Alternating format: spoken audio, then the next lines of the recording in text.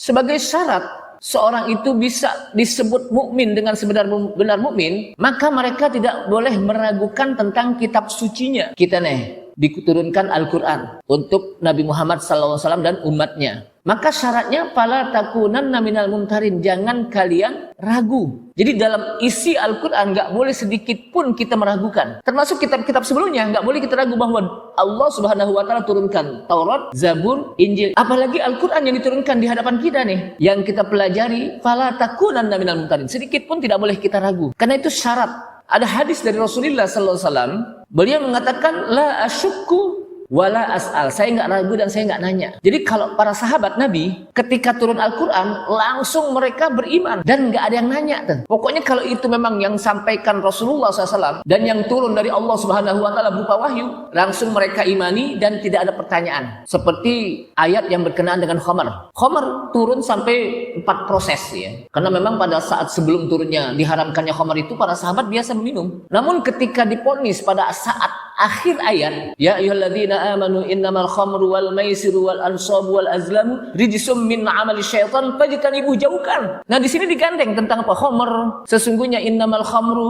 khamr, wal maisir, judi, wal ansabu wal azlam, adu nasib, lalu menyembelih atas nama berhala, itu semuanya rijsum min amali syaitan. Itu semuanya apa? Perbuatan kotor dari perbuatan-perbuatan syaitan. Fajtanibu, maka jauhkanlah. Padahal para sahabat udah terbiasa untuk minum khamr. Tapi ketika turun ayat ini mereka nggak protes. Bahkan ketika para sahabat ada yang lagi minum nih, turun ayat ini, yang diminum dikeluarin. Sampai ada sahabat yang ketika sampai lehernya dikeluarin juga. Saking taatnya kepada ayat ini. Bahkan guci-guci yang berisi khamr di rumah-rumah mereka yang mereka simpan bertahun-tahun, mereka buang. Disebutkan dalam riwayat sampai jalan itu banjir dengan khamr karena mereka buang gitu. Kenapa? Karena ketaatan para sahabat ketika turun ayat Al-Quran, mereka nggak ada yang ragu. Pokoknya saat itu juga diharamkan, saat itu juga ditinggalkan. Kenapa? Karena ketika turun ayat Al-Quran nggak boleh ragu dan tidak boleh mengkritisinya. Nah sekarang ini kan banyak orang yang mengkritisi Al-Quran.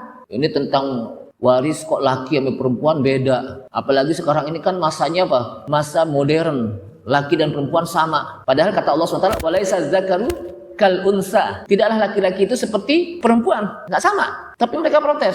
Mestinya kan sama. Apalagi sekarang wanita karir. Berarti kalau gitu nggak adil dong. Jadi yang disalahin siapa? Allah Subhanahu Wa Taala. Berarti ini memprotes apa? Al-Quran. Jadi kalau Al-Quran sudah berbicara seperti itu, sami'na wa ata'na. La asyukku wala as'al. Kita tidak ragu dan kita tidak mempertanyakan.